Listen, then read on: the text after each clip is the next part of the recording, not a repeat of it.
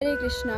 हम अक्सर सोचते हैं कि हम जो कर्म करते हैं उसका एक्शन जो होता है हमारे कंट्रोल में होता है। मतलब हमारा जो भी कर रहे हैं हम वो हम ही कर रहे हैं और कोई नहीं कर रहा है। पर अगर आप भगवत गीता के 18 चैप्टर के 14वें श्लोक को पढ़ो तब आपको समझ में आता है कि कृष्ण जी हमें 5 एक्शंस बताते हैं, 5 फैक्टर्स ऑफ एक्शंस। पहला होता है द प्लेस ऑफ एक्शन, जहाँ पे कर्म हो रहा है। हमारे जो शरीर में हम हैं वो हमारा प्लेस ऑफ एक्शन होता है। दूसरा होता है परफॉर्मर, जो कर रहा है, जो है सोल।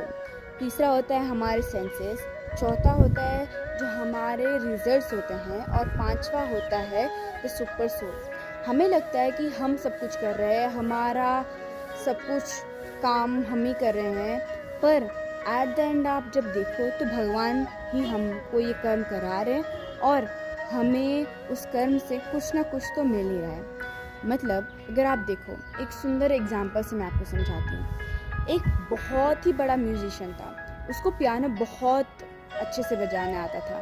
एक छोटा बच्चा जो पियानो का बहुत शौकीन था उसके सेमिनार में गया और वहाँ पे जहाँ पे म्यूजिशियन बैठने वाला था वहाँ पे बैठ के पियानो बजाने लगा।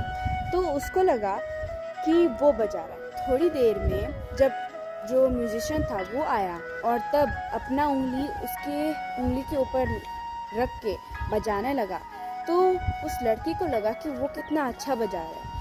पर सारे जो ऑडियंस थे उसको पता था कि जो म्यूजिशियन है वो बजा रहा है। वैसे ही हमारे जीवन में हम सोचते हैं कि हम कर रहे हैं, हम सब कुछ कंट्रोल में कर रहे हैं, हमारे वजह से सब कुछ हो रहा है। पर अगर आप बाद में देखोगे तो कृष्णा के हेल्प से ही आप कर पा रहे हैं। अगर कृष्णा ने हाँ नहीं बोला होता तब आप नहीं करते। अगर कृष्णा ने अगर बोला कि ठीक है तुम ये कर सकते हो, तभी आप वो कर सकते हो।